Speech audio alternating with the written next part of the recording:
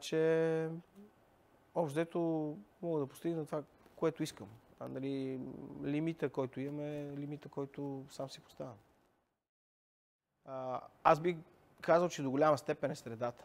Защото вчера, например, си говорих с Илка Пананен. Илка Пананен е основателя на компания, която се казва Supercell.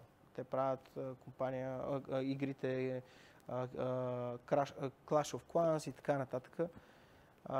Една от най-успешните гейминг компании в света. И точно това нещо си говорихме с него, че глада, който ние имаме, е свързан с това да се докажем.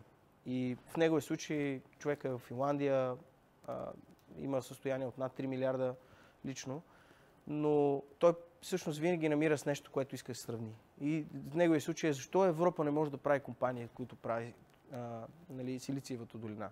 Защо, нали, какво ни липсва на нас, какво трябва да направим, нали, екосистема ли е, връзки ли е, имаме абсолютно всичко възможно.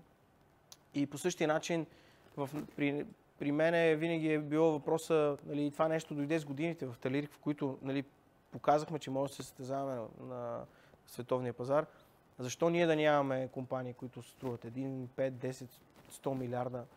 Защо България да не е място, където хората асоциират с иновация, с млади хора, с енергия?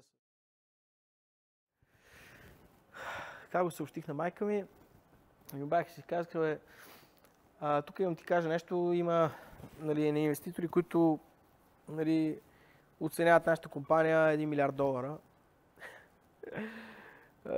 Нали, не знам колко нули са, но бая е.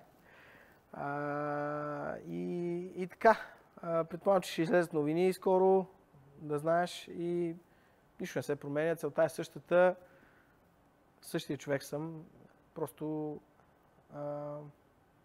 може така средата и нали, това, което говорят хората да е различно, но аз съм си аз.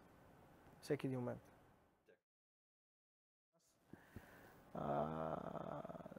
Каза ми, че никога не се е съмнявал.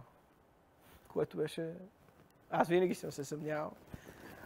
Но тя ми каза, че никога не се е съмнявал, че това нещо ще стане.